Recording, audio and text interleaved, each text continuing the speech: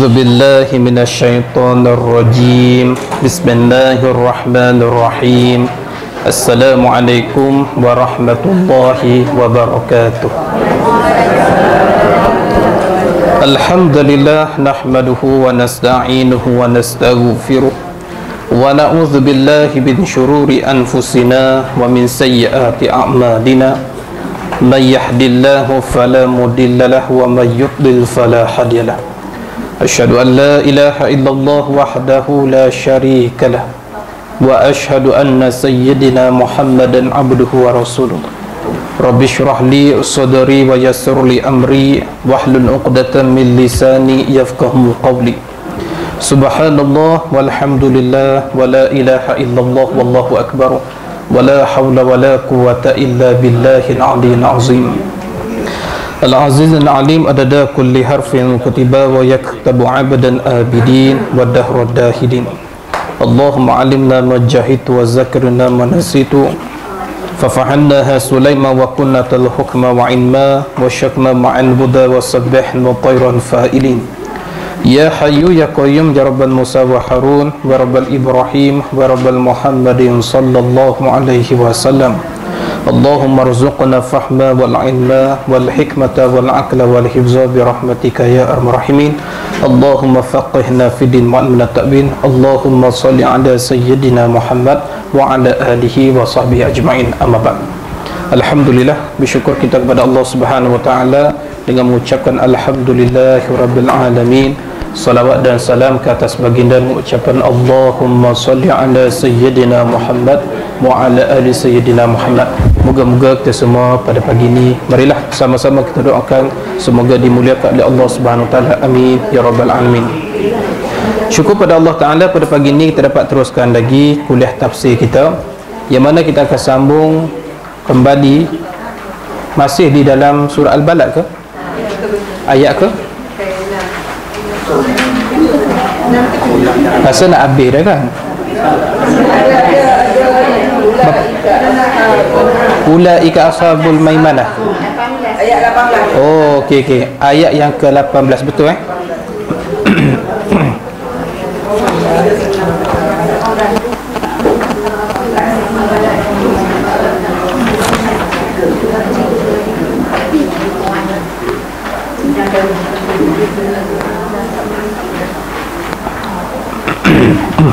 Ya, insyaAllah tengok pada ayat yang ke-18 muka surat 1393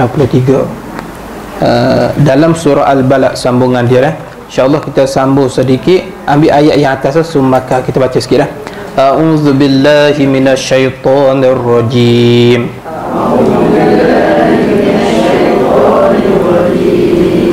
ثم كان من الذين آمنوا وتواصوا بالصبر وتواصوا بالمرحمة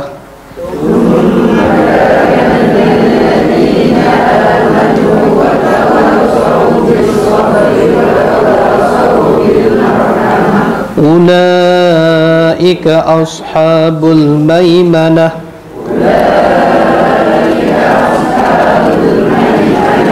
والذين كفروا بآياتنا هم أصحاب المشأمة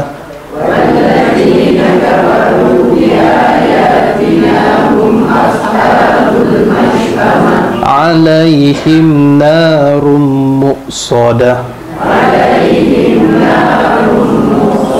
الآية صدق الله العظيم. Baik, sambung lagi kita di dalam surah Al-Balad, yang mana surah ayat yang ke-18. Yang mana ayat yang ke-17 dulu, kita sambung sikit ayat yang ke-17. Firman Allah Ta'ala, "Tsumma kana minal ladzina amanu wa tawassaw bil sabri wa tawassaw bil marhamah." Allah Ta'ala cerita tentang selain daripada ia tidak mengerjakan amal-amal itu, ia tidak pula menjadi dari orang-orang yang beriman dan berpesan dengan sabar serta berpesan dengan kasih sayang. Jadi Allah Ta'ala cerita mengenai semua ni benda-benda yang perlu kita lalui untuk mendapat kejayaan di akhirat esok. Kalau kita lepas daripada semua ataupun perkara-perkara yang disuruh oleh Allah. Kalau kita buat benda-benda ni dan kita dapat lepasi perkara tersebut, insya-Allah akhirat esok kita akan dapat satu kebaikan dan amalan yang diterima tangan kanan. Yang mana kita ayat 18 akan disebut nanti, orang yang melepasi perkara-perkara yang disuruh oleh Allah, antaranya seperti mana nasifat yang disebut yang lepas tu. Yang pertama, beriman dengan Allah dan Rasul dan hari kiamat, berwasiat berpesan dengan sesama manusia, amal ma'ruf nahi munkar, lepas tu suruh sabar di atas kerja taat dan juga maksiat, lepas tu berwasiat pesan memesan setengah atas setengah dengan kasih sayang. Kalau kita buat benda tu, jadi benda itulah yang memberi kejayaan kita di akhirat esok. Jadi ayat yang ke-18 nak meratai perkara-perkara yang disebut oleh itu, ulaika ashabul maimanah. Jadi penting ni, ketahuilah bahawasanya orang-orang yang beriman serta berusaha mengerjakan amal-amalan yang tinggi darjatnya di sisi Allah Subhanahu wa taala. Mereka lah golongan pihak kanan yang akan beroleh syurga. Ni cerita dapat suratan tangan kanan. Jadi Allah Ta'ala kata ulaika ashabul maimanah, bermula mereka tu, mereka tadilah yang memberdahika kamu saya yang bulan lepas kita, minggu lepas kita bahas, yang beri makan kepada orang fakir miskin dan sebagainya, buat baik sesama insan, lepas tu saling menasihati, beriman Allah dan Rasul, segala tu mereka terima suratan dengan ashabul maimanah, iaitu suratan dengan tangan kanan pada hari kiamat. Subhanallah. Kita harapkan semoga Allah Ta'ala pun beri kita suratan sebelah tangan kanan bila kita mati esok. Ni penting ni. Allahu Rabbil. Bagi siapa yang mendapat suratan tangan kanan akhirat esok, dengan maksud Allah Ta'ala kata mereka yang dapat pihak kanan yang akan beroleh syurga. Dengan maksud mereka terima suratan amal tangan kanan, mereka tu tempatnya syurga nanti. Jadi oleh itu ulama mengatakan dalam tafsir tadi yang lepas-lepas, orang yang lalu 6 langkah, 6 aqabah yang disebut sebelum ini, siapa yang lalui 6 perkara ini, insya-Allah dia mati esok terima amalan sebelah tangan kanan, maknanya dia dapat syurga lah. Mana 6 aqabah tu? Yang pertama, ulama tafsir dulu dah bahas, yang pertama beriman Allah dan Rasul dan beriman pada hari kiamat dan kitab Quran. Iaitu kalau kita beriman benda tu, iaitu pertama perlu kita lalui.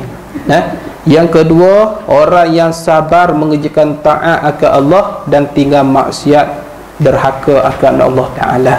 Dia tinggal, dia taat pada Tuhan, Allah suruh semayang, Allah suruh puasa, dia puasa, dan dia taat juga atas larangan Allah, dia tak buat benda yang haram, tak buat derhaka. Yang ketiga, menyuruh oleh setengah akan setengah yang lain, menyuruh dengan makruf perkara baik dan tegah mungkar. Ini perlu ada kepada kita semua, dan perkara ini perlu ada kepada seorang pemimpin. Suruh buat baik, cegah mungkar. Ingat kita sebagai pemimpin, sama ada pemimpin kecil atau pemimpin besar, sama ada pemimpin kecil kena pada pemimpin keluarga, pemimpin masyarakat, ataupun pemimpin besar seperti raja menteri, kena ada sifat ni, menyuruh setengah yang lain, amal ma'ruf nahi munkar, suruh benda baik, tegah benda yang haram. Bukannya larang buat baik, suruh buat benda haram. Yang ni ramai pemimpin pakai benda ni. Dan saya nasihat kepada pemimpin, jangan guna perkara ini, dikhawatiri kalau terbalik, suruh buat benda jahat, tegah buat benda baik, dikhawatiri mati esok terima amalan sebelah tangan kiri. Dengan maksudnya apa? Bila terima amalan sebelah tangan kiri, tempatnya di dalam neraka. Na'udzubillah. Sebab itulah hari ini pemimpin sudah kurang ada sifat ini. Tidak ada amal makruf, orang buat, bahkan dia tengah orang buat baik, orang dia tengah buat baik, tengah mengajak orang kepada beriman, dia tuduh orang ni sesat, tuduh orang ni macam propaganda macam-macam. Orang buat jahat dikira baik, orang buat jahat dikira mulia. Ni akhir zaman ni.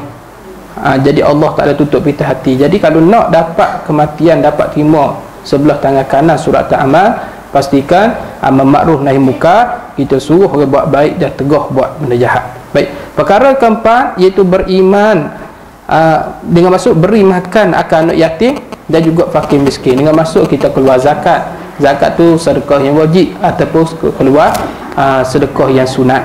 kita beri kepada makan fakir miskin. Ingat dulu saat ada bahar kelebihan kita beri makan dekat orang. Nabi kata apa dia dalam satu hadis, berilah sebuah tambang, nescaya itu dapat menyekat daripada azab api neraka. Ingat, kalau kita sedekah pada orang makan, walaupun sebelah buah tambang, ambil sebiji potong dua, kita makan sebelah bagi orang sebelah, itu dapat menyekat daripada api neraka. Ini apatah lagi kita buat makan, panggil orang ramai-ramai makan apa ni, ayam golek, kenduri apa ni, masukkan macam-macam.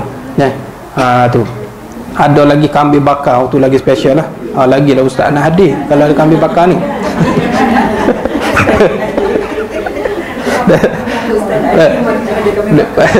Lepas ni maksudnya apa dia? Beri makan dekat orang itu dapat menyekat daripada api neraka. Ambil peluang ni, kita nak belanja orang, ambil peluang Kalau nak bayar tu kita ambil, kita punya kad ATM tu kita yang mula-mula hulu.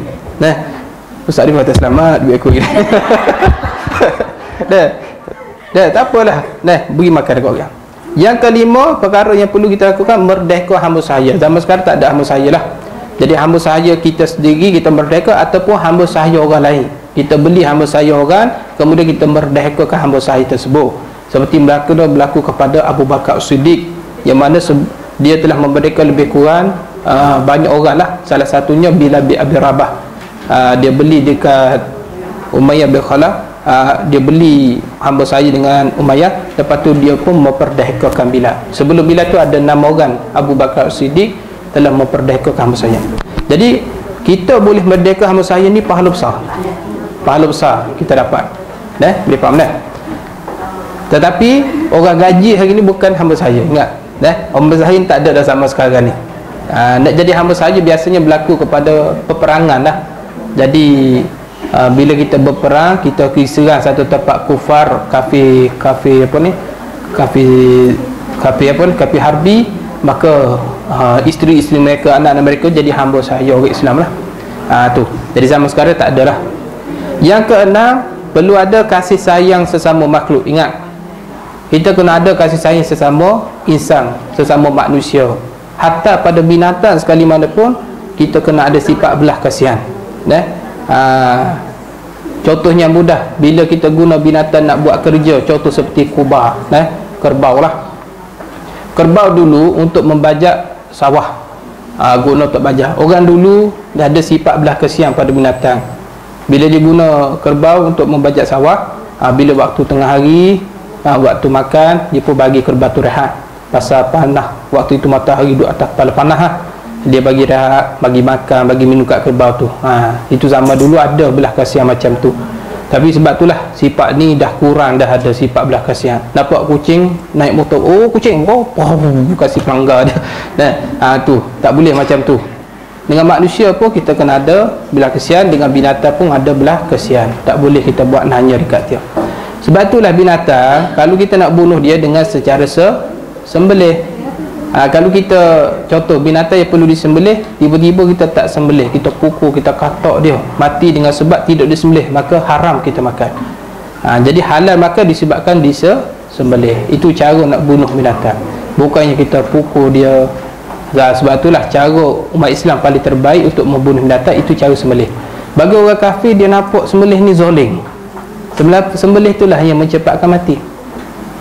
Kalau kita pukul dia, sakit tu lebih daripada mati lambat. Jadi orang kafir ni, dia nak makan kambing, dia ambil kayu besar, dia katuk kepala. Tengok dalam YouTube orang kafir cara dia nak matikan binatang, zalim. Tu cara Islam paling terbaik. Baik, bila lalui 6 langkah tadi, bila kita buat 6 aqabah tadi, maka Allah Ta'ala kata apa dia? Ulaika ashabul maimanah, mereka itulah yang tu merdeka saya semua tu, segala yang terima suratan sebelah tangan kanan. Yang ni perlu kita berdoa dengan Allah, ya Allah, berilah aku mati esok, biar aku terima suratan amal sebelah tangan kanan. Dan kemudian ayat 9, walladzina kafaru bi ayatina hum ashabul masy'amah. Dan sebaliknya, orang yang kufur, ingkar akan ayat-ayat kami, dia tak percaya Quran, dia tak percaya hadis, mereka lah golongan pihak kiri. Maksudnya dia terima buku amalan tu pada pihak tangan kiri. Tu Siapa ni? Orang yang kufur, orang yang mendustakan ayat-ayat Quran daripada Allah Subhanahu Wa Taala.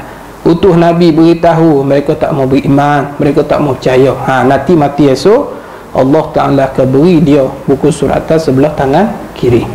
Nah, tuan-tuan kena ingat, di akhirat esok bila kita bangkit pada hari kiamat, Yaumal Mahsyar, bila bangkit semua manusia di pada mahsyar, pada waktu itu cara kebangkitan begini. Allah Ta'ala susung tulang-tulang sulbi ni, dipanggil ajbul zanak. Tulang di hujung punggung tu, tulang antara tulang yang tidak hancur. Tulang tu lah bila berlaku di tiup sengkala yang kedua. Sengkala pertama berlaku kiamat, tiup sengkala kedua kebangkitan manusia di pada mahsyar. Mahsyar ni satu tempat yang lapang, tempat yang luas. Kata ulama tempat yang putih mahsyar ni.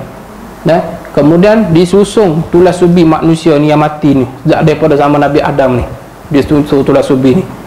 Kemudian Allah Ta'ala datangkan awan yang berisi air. Awan tu dia akan datang dan dia akan hujan, turun tu pula air sifatnya seperti pekat air mani, kata ulama, pekat dia tu. Kemudian bila jatuh air tu terkena tulang sulbi, tumbuhlah jasad manusia. Tumbuh badan kita ni seperti kita ni lah, yang laki-laki, yang perempuan, dalam keadaan tidak berpakaian. Cuma berlaku khilaf ulama, yang berpakaian ni ialah para nabi, para rasul, sahabat-sahabat lah. Ada pun ulama kata yang beriman semua dibangkit dengan berkain kapan. Ada ulama kata mula-mula bangkit dalam keadaan tidak berpakaian. Bagi orang beriman datang kain kapan, dia tutup kain pakaian. Ada pun orang kafir dalam keadaan bertelanjang. Begitu orang kafir. Baik, apabila begitu, mula-mula jasad dulu, tubuh kita dulu bangkit. Lepas tu barulah Allah Ta'ala perintah ruh ni datang. Bila ruh datang ni, datang dengan terbang, ibarat seperti tebuang yang keluar daripada sarang. Keluar habis, pergi cari jasad masing-masing. Bila ruh sampai pada jasad masing-masing, batu ruh tu akan masuk dalam jasad. Kata ulama, masuk tu rasa seperti cium racun, rasa masuk ruh tu. Macam mana cium racun? Wallahu a'lam. Mungkin orang pernah hisap gam dia tahu lah. Pernah hisap gam? Tak pernah? Terah, cuba jangan cuba. Jangan cuba. Bau minyak petrol pun tak boleh tahan, tuan-tuan. Kita kecil-kecil dulu dah. Suka naik motor Honda C70 tu, Honda Cup tu. Ni motor jiran tu. Dulu boleh naik motor ni famous budak-budak kecil dulu. Masa tu motor habis minyak. Kita dengan kawan kita, macam mana nak buat ni. Kawan kita ni dia kenakan kita, kamu tiup lah dalam tank minyak tu. Bila sekali tiup, tuan-tuan, jadi landi macam tu, jadi macam kaya tu. Pasal apa? Dia punya petrol tu, rasa gas tu kan. Bila kena sekali, rupanya dia kenakan aku. Tapi boleh start motor hari tu, boleh sampai rumah. Dan nak katanya rasa wallahu alam, tapi ibarat kata roh masuk dalam jasad ketika tu ibarat cium racun. Macam mana tu hisap gam dululah, macam mana. Okey, lepas daripada tu, bila roh dah masuk jasad masing-masing, berkumpul mengikut umat masing-masing. Umat Nabi Muhammad, umat Nabi Musa, umat masa tu ramai tuan-tuan. Akhirat ni manusia penuh, berjalan di celah-celah manusia. Ni kelas dengan beli penuh lagi kan. Tapi ada juga ruan. Tapi akhirat esok penuh dengan manusia. Lautan manusia. Kata ulama, seperti kamu duduk di Mina mengerjakan haji dan umrah, kamu duduk di Mina di Arafah tu, tengok putih yang manusia, begitulah gambarannya. Duduk di bawah cahaya panas, tidak ada pakaian. Masa tu mandi peluh masing-masing lah, mengikut amal tu. Mandi peluh dengan maksud ikut amalan masing-masing. Baik, ketika itulah ulama kata datang terbang surat amal. Ada ulama kata surat amal datang dengan cara terbang. Kata terbang lekat pada badan kita. Ada setengah ulama gantung pada leher. Bila gantung pada leher, ketika tu malaikat ambil melalui sama ada tangan kanan ataupun ambil melalui tangan kiri. Dan ada lagi ayat Quran yang lain menyebut bahawasanya ada setengah diambil dengan cara tangan belakang, kok belakang. Yang ni binasa lah. Ni dia kaitan dengan amalan ni. Maka ketika tu yang paling teruk, wa amma man utiya kitabahu wara zahri fasawfa yad'u subula. Ada setengah tu mereka diambil buku surat amal sebelah belakang. Bila ambil sebelah belakang, ahli mahsyar ni dia melaung, habislah kita, binasalah kita lepas ni. Siapa yang timur buka alam sebelah belakang? Allahu Rabbina. Ni mereka yang timur buka alam sebelah kiri pun mereka dah risau lah. Mereka kata apa? Kalau-kalulah, kalau boleh janganlah kami timur dengan keadaan begitu. Dah. Dalam ada setengah ayat lain, wa amma man utiya kitabahu bishimalihi fayaqulu ya laitani lam utiya kitabahu. Orang yang timur amalan tangan kiri ni, dia kata, mudah-mudahan tidak dihulur pada kami suratan. Kalau boleh tak usah, tak mahu kalau boleh. Orang timur buka amalan tangan kiri ni. Nah, apabila timur buku suratan amal penuh dalam isi kandungan suratan amal itu dengan keburukan kejahatan yang buat masa hidup dulu, penuh bila dibaca balik. Dan benda ni kita mesti kena percaya, dan benda ni kita akan baca sendiri di hadapan Allah Subhanahu Wa Taala. Kalau banyak suratan kesalahan kita, banyaklah kita akan baca satu-satu apa yang kita buat dalam hidup ni. Nah, Allah Rabbi, sebab itulah pentingnya taubat. Taubat ni ibarat nak hapus balik suratan amal yang kita dah buat macam-macam tu. Batu penting yang taubat. Taubat ni apa dia? Allah Ta'ala hapus dosa kita tu, dengan maksud Allah hapus segala dosa kita tu, dan akhirat esok Allah tak akan tanya. Yang ditanya di sini ialah dosa-dosa yang kita bawa mati tak sempat taubat. Maka janilah kena hati-hati. Kemudian bila timur surat atas tangan kiri, apa balasan dia? Ayat ke-20 Allah Ta'ala kata alaihim narum muqsadah. Mereka ditimpakan. Ni siapa ni? Mereka timur amalan tangan kiri lah. Mereka itu ditimpa azab seksa neraka yang ditutup rapat, seperti bertambah kuat kesan bakarannya. Macam mana kalau kita masak, kita buka dapur gas yang paling kuat sekali, lepas tu kita tutup rapat penutup apa ni, kuali, penutup periuk, biar kasih panas lagi. Sebab tu kalau kita nak rebus benda, kita tutup lah, supaya apa? Semakin panas, supaya meratai masak tu. Gitulah Allah Ta'ala, orang macam ni timur amalan tangan kiri, Allah masuk dalam api neraka, tutup dengan rapat neraka tu, biar kasih azab. Allahu Rabbi. Dengan maksud apa dia? Mereka yang kena azab ni dengan maksud azab yang berlapis-berlapis. Yang siapa yang masuk dalam neraka ni, mereka tidak akan keluar selama-lamanya. Khalidina fiha abada. Ashabun nar khalidina fiha abada. Mereka ni ahli neraka ni duduk dalam neraka selama-lamanya, tak akan keluar. Allahu Rabbi. Dengan makna orang timur buka suratan amal dengan tangan kiri, tangan kanan dia ahli syurga. Orang timur buka amalan tangan kiri, dia ahli neraka. Tu je dua nasib kita penghujung kisah kehidupan kita. Yang pertama, sama ada penghujung kita syurga ataupun penghujung kita neraka. Nauzubillah. Okey, baiklah, habis kita di situ mengenai surah Al-Balad. Masuk pula kita membahas di dalam surah yang seterusnya, ialah surah Al-Fajr. Baik, kita baca sikit boleh. A'udzu billahi minasyaitonir rajim. Bismillahirrahmanirrahim. Wal fajr wa layalil 'ashr wasyaf'i wal watr wal layli idza yasr hal fi dzalika qasamul lidhi hijr alam tara kaifa fa'ala rabbuka bi'ad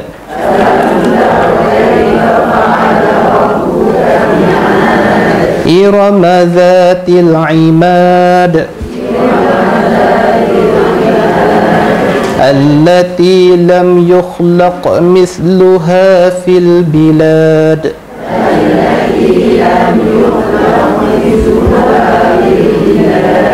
wa thamud alladhina jabu as-sakhra bil wad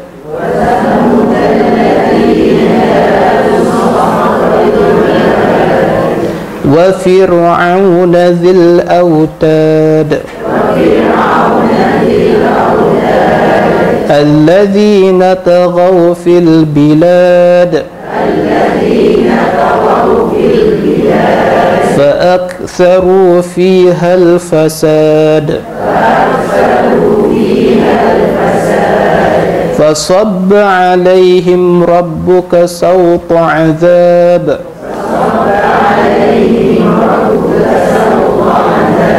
إن ربك لبالمرصاد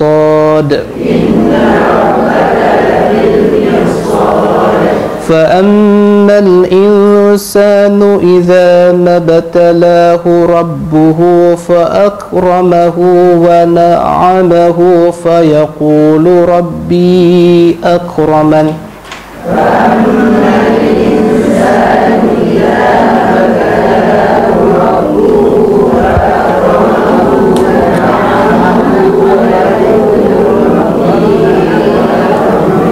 وأما إذا ما ابتلاه فقدر عليه رزقه فيقول ربي أهانن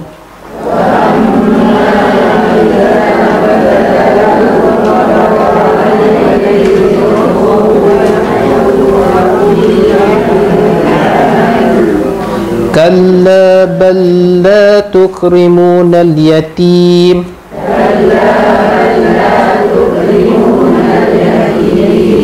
ولا تحاضون على طعام المسكين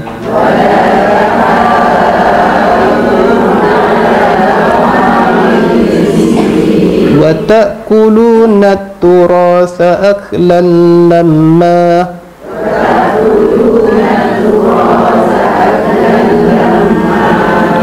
وتحبون المال حبا جما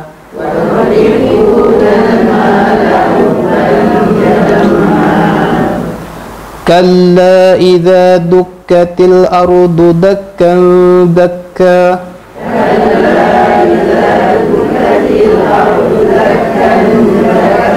وجاء ربك والملك صفا صفا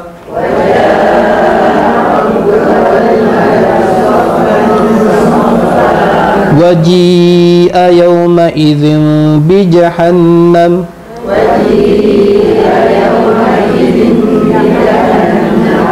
يومئذ يتذكرون kan ما يتذكر betul يومئذ ما يتذكر الإنسان أنى له الذكرى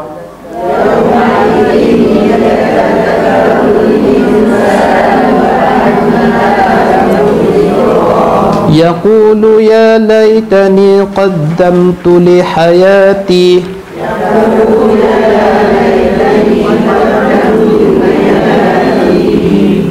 فيومئذ لا يعذب عذابه أحد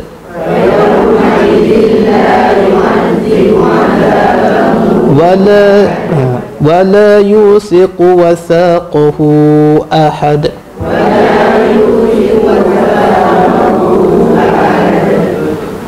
يا أيها الناس sabdu kabel ya ayyatuhan nafsul mutmainnah.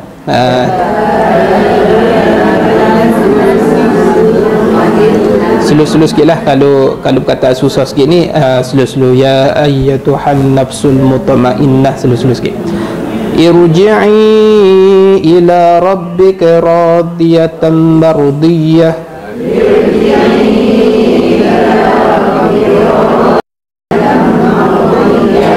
fadkhuli fi ibadi wadkhuli jannati. Sadaqallahul azim. Allahu Rabbina. Surah ni amat besar sekali untuk kita dapat fahamkan. Kalau kita faham betul-betul surah ni menangi air mata kita dah. Baik, insyaAllah kita cuba bahas sedikit. Baik, surah ni dipanggil surah Al-Fajr, yang mana surah yang ke-89. Yang mana surah ni diturunkan di Mekah. Dia hanya mempunyai 30 ayat sahaja. Dia agak panjang sedikit lah. Jadi siapa jadi tok imam ni kalau boleh dia ingatlah sedikit. Biasanya surah ni banyak tok imam wasal, baca wasal. disambung-sambung wal fajri walayalin ash wasyafi'i wal layli zaris hal fi zalikal qasmal lihij. Biasa dua ayat tu jadi satu napah, biasa begitulah, pasal dia pendek-pendek kan. Baik, bismillahirrahmanirrahim, dengan nama Allah yang maha pemurah lagi maha mengasihani. Jadi kita masuk sikit mengenai bismillah, kita panah balik. Dengan nama Allah, Tuhan yang murah. Ingat, segala hamba dia Allah murah ni lafaz penyayang, lafaz amun, lafaz umum. Kemurahan Allah Ta'ala meliput semua orang, tidak berkira beriman ataupun kufur, itu tanda murahnya Allah. Jadi Allah amat murah ni, murah Allah hamba di dunia, maka Allah beri segala apa yang dikehendaki. Apa yang berlaku ni semua kehendak Allah. Kenapa orang kafir tidak beriman tapi tetap dapat rezeki lebih kaya daripada orang Islam ni? Itu kehendak Allah. Kita tak boleh nak buat apa. Tidak ada siapa yang boleh menghalang setiap perbuatan yang dilakukan oleh Allah SWT. Tapi sebenarnya kita jangan tanya kenapa Allah Ta'ala buat orang kafir kaya, kenapa orang buat ni tak turun pada macam-macam, kenapa Allah tak bantu orang Yahudi yang tengah bunuh orang Islam ni. Sedangkan Allah Ta'ala buat ni ada hikmahnya, ada hikmah. Maka kita jangan tanya perbuatan Allah, kita yang akan ditanya oleh akhir esok. Jadi la mani'a lima a'taita wa la mu'tiya lima mata, dan kemurahan Allah tu tidak kira sama ada orang kafir, Allah bagi semua nikmat. Orang kufur atas dunia pun Allah bagi. Tengok Sami Buddha kan, Tok Sami kan, oh perut dia macam ni lah, oh gemuk lah, kenyang tuan-tuan. Kalau nak ikut marah Allah dan nama dah Allah laknat ni golongan yang kufur pada Allah ni, Allah tak bagi makan. Tapi kenapa Allah bagi juga dia kenyang? Kerana ada sifat Ar-Rahman. Kerana Allah mentadbir ini dengan sifat kasih, sifat pemurahnya Allah Ta'ala di dalam dunia sahaja. Adapun data sifat kedua Ar-Rahim, Tuhan yang kasih sayang. Ini lafaz khosun, lafaz khusus hanya lil mukminin, bagi orang mukmin saja. Adapun orang kafir dia tak akan dapat kasih sayang. Sebab tu orang mukmin ni dia masuk syurga dengan kasih sayang Allah Subhanahu Taala. Ingat ni khas bagi orang beriman saja. Adapun orang kufur tidak ada kasih sayang. Jadi nak dapat rahmat di akhirat esok, syarat dia mesti kita kena beriman di dalam dunia ni. Itu syarat asasi nak masuk syurga. Yang pertama, kita mesti beriman, kemudian Allah anugerah taufik, kemudian amal soleh, ada sifat ihsan, ada sifat ikhlas. Sebab tu dipanggil syarat-syarat asasi nak masuk dalam syurga. Ingat tu. Sebab itulah tanda sayang Allah Ta'ala, dia beri kita jadi orang beriman. Dengan maksud apa dia? Allah Ta'ala tu sayang dekat kita. Allah beri kita jadi orang Islam. Lahir-lahir tengok-tengok ada bank Muhammad Yunus, beragama Islam, mazhab Ahlussunnah wal Jamaah. Lagi bersyukur kita. Dengan masuk Allah Ta'ala ni, dia sayang dekat kita, Allah campur ada iman dalam diri. Tu Allah Rabbi. Di samping itu juga, bukan setakat Allah beri iman, Allah tambah lagi satu, diberi ujian. Allah tak beri iman saja, tapi Allah tambah dengan ujian. Ujian itu untuk apa dia? Untuk menambah kukuh zahir nur cahaya iman tu. Kalau hanya beriman tanpa diuji tak jadi. Nak pasokkan, nak bagi tajam lagi iman kita, Allah beri kita ujian macam-macam dalam hidup ni. Sebab itu orang beriman ni sudah tentu akan diuji. Kita orang beriman ni sudah tentu diuji. Dulu dalam surah Al-Balad ke surah apa? Yang mana Allah Ta'ala jadi jenis manusia memang dalam bentuk ujian kan, Ustaz Bahar dulu. Setiap diuji, tak mau diuji tetap akan diuji juga. Kita tak boleh lagi orang beriman bila mengaku aku telah beriman dengan Allah, padahal kita boleh diuji lagi. Setelah mana ujian tu datang, baru kita boleh tahu di mana kualiti iman kita. Allah uji bukan setakat kita, Nabi-Nabi dulu, termasuk Nabi Muhammad pun Allah uji. Nak tengok iman Nabi Muhammad macam mana. Iman Nabi Muhammad antara orang yang paling kuat diuji dan paling kuat imannya ialah Nabi-Nabi kita dulu. Nabi Musa diuji dengan Fir'aun. Tengok Nabi Hud, kaum Ad, Nabi Saleh, kaum Samud dan sebagainya. Mereka semua diuji iman-iman dulu. Alhamdulillah. Jadi sebenarnya ujian yang datang ni nak menambahkan iman kita lagi, biar kita ni reba dengan ketentuan yang Allah SWT tetapkan. Sebab itulah kalau kita faham betul-betul agama ni, dunia ni dipanggil Darul Balak, dunia ni tempat ujian. Tak mau diuji tetap akan diuji. Hari-hari kita diuji.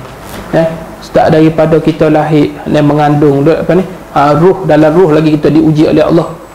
Allah Ta'ala tanya alastu bikum bala syahidin, kita jawab. Lepas kita lahir pun diuji dengan tak boleh nak makan, diuji dengan menyusu, diuji dengan merangkak, macam-macam lah. Jadi dunia ni tempat ujian, ujian nak memasukkan iman kita. Adapun akhirat dipanggil darul jaza, tempat pembalasan. Ingatlah, akhirat ni tempat pembalasan. Nak menuntut keadilan, tempat orang zalim kena dapat keadilan ialah di akhirat. Sebab itulah jangan risau, orang yang kena zalim pada hari ini, anda mendapat adil akhirat esok. Akhirat esok dipanggil hari Tuhan, hari Allah. Hari ini boleh kita kata kuasa Amerika, kuasa Yahudi, kuasa Israel boleh buat macam-macam lah. Allah biarkan dulu, itu dalam bentuk istidrak. Allah biarkan mereka dulu nak berkuasa ke apa benda. Tapi akhirat esok bila mati, itu dipanggil hari Tuhan. Tuhan yang kontrol semua hari tu. Satu orang pun Amerika pun tak boleh nak kontrol hari tu. Israel tak boleh kontrol. Hari tu semua akan mendapat pembalasan masing-masing. Batu orang beriman, hari kita sebenarnya ialah hari akhirat. Kalau berlaku hari ni, hari dunia yang kita kata macam kecewa, rasa macam sedih, tak dapat pembelaan, memang dunia ni tempat ujian bagi diri kita. Maka nak menghadapi ujian ni, satu saja kena ada, iaitu sifat sabar. Kena banyak sabar lah. Jadi Allah Ta'ala sebut Bismillahirrahmanirrahim, Allah Maha Pemurah lagi Maha Penyayang. Tu. Semua ulama mengatakan mengenai bismillah ni, yang ditulis pada awal surah ni berlaku khilaf ulama. Adakah dia termasuk dalam satu ayat dalam surah ataupun bukan? Yang ni berlaku khilaf ulama lah. Ada setengah ulama kata termasuk, ada setengah ulama tidak. Jadi surah dalam Quran ni, ingat, ada sebanyak 114 surah, betul. 30 juzuk tu ada 142 surah. Ayat tulisan bismillah ni hanya ditulis pada 113 surah saja. Hanya satu surah saja tidak ditulis Bismillahirrahmanirrahim. Maksudnya bila kita nak baca, tak perlu baca bismillah. Surah apa dia? Surah Al-Bara'ah, iaitu surah At-Taubah.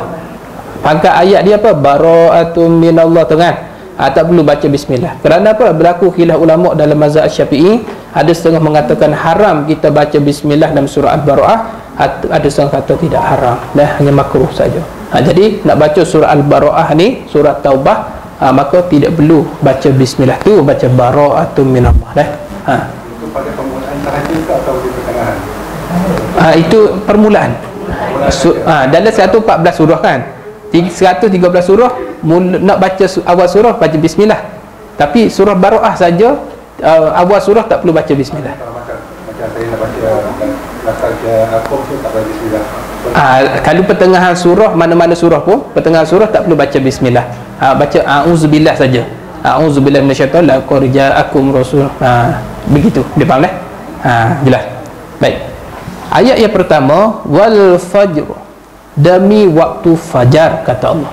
Jadi waw di situ kata ulama wal qasam.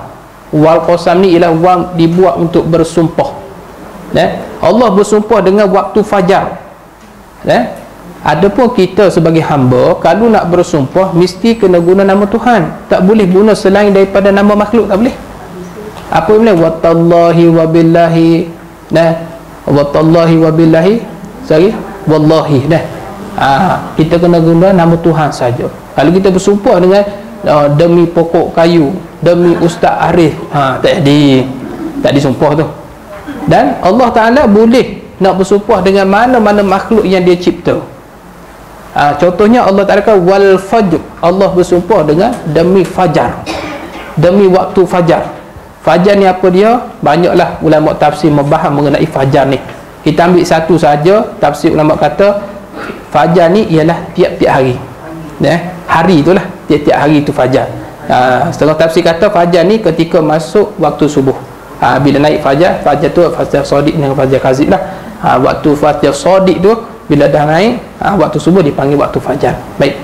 Walayalin ashr, dan malam. Maksudnya Allah juga bersumpah dengan waktu malam yang 10 yang mempunyai kelebihan di sisi Allah. Kata ulama, malam yang 10 ini kena kepada 1 hingga 10 Zulhijjah. Ini antara malam-malam yang cukup istimewa. Sehingga Allah bersumpah dengan 10 malam ni, 1 hingga 10 Zulhijjah. 10 Zulhijjah tu hari apa? Hari Raya Korban. Ini setengah tafsir kata. Ayat ketiga, wasyaf'i wal watr, dan bilangan yang genap serta yang ganjil. Ganjil ni gasar. Demi yang genap, demi yang ganjil. Genap, dua dipanggil genap, satu dipanggil ganjil. Nah, Allah bersumpah dengan yang genap, Allah bersumpah dengan yang ganjil. Tu. Nah, Allah bersumpah dengan genap. Contoh, Allah bersumpah dengan genap sekalian makhluk dia. Ini akidah kita. Nah, setiap Allah Ta'ala buat mesti ada pasang-pasangan. Ingat, Allah setiap Allah buat mesti ada pasang-pasangan dia. Contoh, lelaki, perempuan, betul. Tinggi, rendah, tu, belakang, depan, kiri, kanan, atas, bawah, seperti kufur, iman, saadah, tuah, syakawah, celaka, malam, siang, gelap, cerah, langit, bumi, laut, darat, apa lagi, matahari, bulan, jin, manusia. Jadi semua ni ada pasangan dia. Sebab itulah kita dicipta ni hukumnya harus saja. Dan kemudian wal watr, dan Allah bersumpah juga dengan yang tunggal. Yang tunggal kena pada siapa? Kena pada Allah.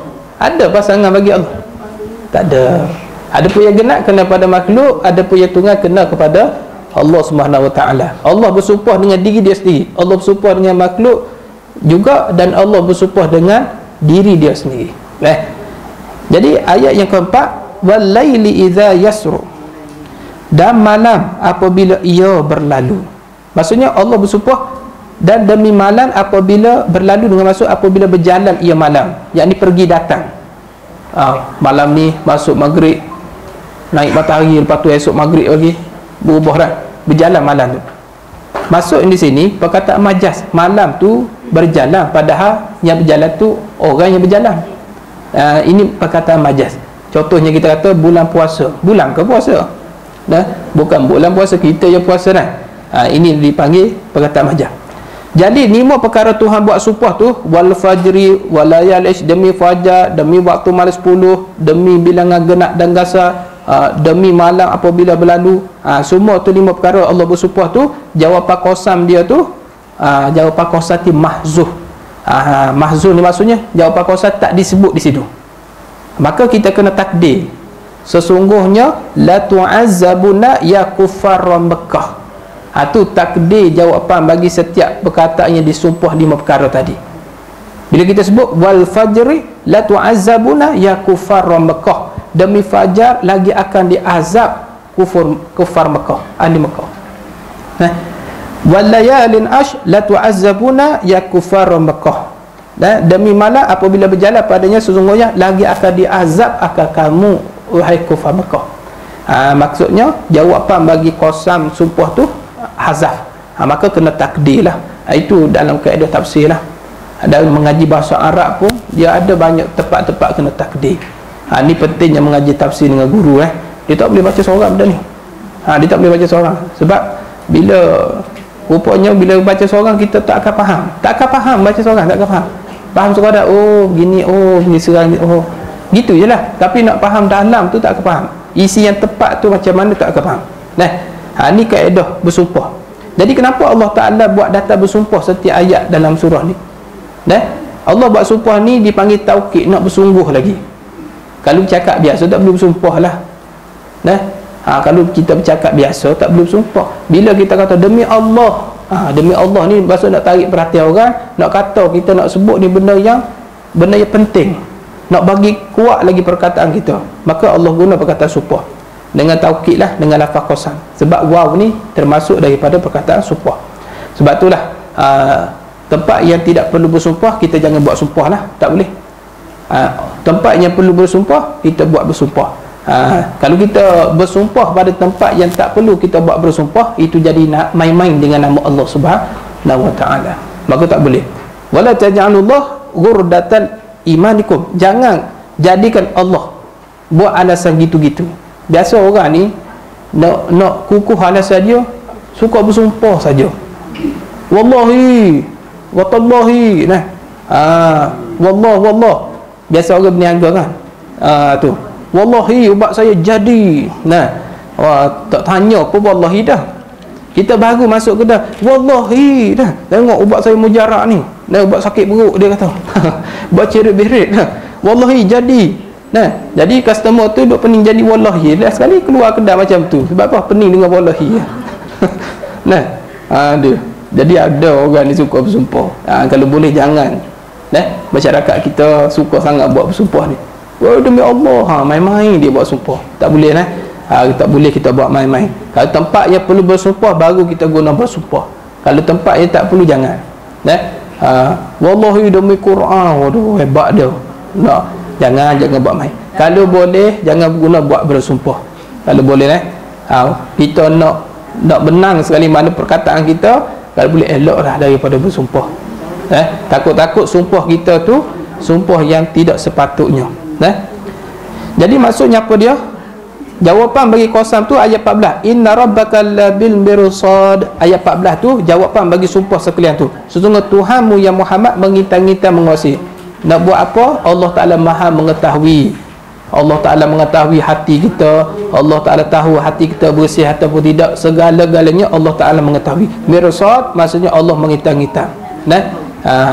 Apa kita kata, apa kita buat, Allah Ta'ala Maha mengetahui. Dan kemudian ayat yang kelima, hal fi zalika qasamul lidhi hijr. Bukankah yang demikian itu mengandungi sumpah yang diakui kebenarannya oleh orang yang berakal sempurna? Maksudnya apa dia? Adakah demikian itu sumpah tu sumpah bagi orang yang mempunyai akal? Jawapannya iyalah. Betul, sumpah tak boleh buat main. Ni dalam tauhid mengatakan bila orang tu buat sumpah, orang tu dalam keadaan berakal. Orang yang berakal ni dia tak guna sumpah suka-suka, tak boleh. Tak boleh guna sumpah. Sebab tu orang berakal bila dia nak bercakap, dia tak bercakap karut. Orang tak ada akal saja bercakap karut ni. Orang berakal dia tak guna sumpah ni suka-suka hati. Boleh faham jawapan sumpah ni mazuh la tu'azzabuna ya kufar Mekah, akan diazab kamu hei kafir-kafir Mekah. Tu boleh faham baik. Alam tara kaifa fa'ala rabbuka bi'ad. Ustaz rasa setakat tu dululah. Alam tara sebab ni, sebab ayat ke-6 ni kisah kaum Ad dah. Kisah kaum Ad. Boleh faham kisah kaum Ad ni panjang sikit ustaz nak cerita bagaimana kisah kaum Ad ni. Siapa kaum Ad ni? Dia anak keturunan daripada Nabi Nuh AS. Dan banyaklah cerita kaum Ad ni. Kenapa kaum Ad dia kena azab. Lepas tu cerita pula lepas ni kaum Samud. Lepas tu dia akan cerita pula kaum Fir'aun. Sebab tuan-tuan kalau boleh tengok Allah Ta'ala kata apa dia? Yang pertama, alam tara kaifa fa'ala rabbuka bi'ad, kaum Ad. Kemudian ayat yang ke-9, wa thamud alladzina jabu sakhra bil wad. Allah cerita pula kaum Samud. Kemudian ayat ke-10, wa fir'aun zil autad. Cerita pula pasal Fir'aun. Lepas tu Allah nak cerita ni, nak tanya Nabi Muhammad, kamu tahu tak kisah kaum Ad, kaum Samud, apa yang Allah Ta'ala buat kepada mereka ni? Ya, Nabi tahu. InsyaAllah benda ni kita akan sambung pada minggu depan. Berhenti setakat tu dulu. Ada soalan kau nak tanya insyaAllah? InsyaAllah ada soalan ke? Tak ada InsyaAllah. Okay, InsyaAllah setakat tu dulu kita hari ni. InsyaAllah minggu depan kita sambung lagi. Wallahu ta'ala bisawab. A'udzubillahi minasyaitonirrajim. Bismillahirrahmanirrahim. Alhamdulillahi rabbil alamin. Wassalatu wassalamu ala asyrafil anbiya'i wal mursalin sayyidina Muhammadin wa ala alihi washabihi ajmain. Allahumma fa'na bima 'allamtana ilman fa'na wa zidna bi rahmatika ya arhamar rahimin. Subhanakallahumma bihamdika asyhadu an la ilaha illallah. Subhanakallahumma bihamdika asyhadu an la ilaha illallah wa anta wa atubu ilaik. Bismillahirrahmanirrahim. Wal 'asri innal insana lafi khusy illa alladzina amanu wa 'amilus solihati wa tawassaw bil haqqi wa tawassaw bis sabr. Rabbana atina fid dunya hasanah wa fil akhirati hasanah wa qina adzabannar. Wa sallallahu ala sayyidina Muhammad wa ala alihi wa sahbihi wasallam. Walhamdulillahirabbil alamin. Assalamualaikum warahmatullahi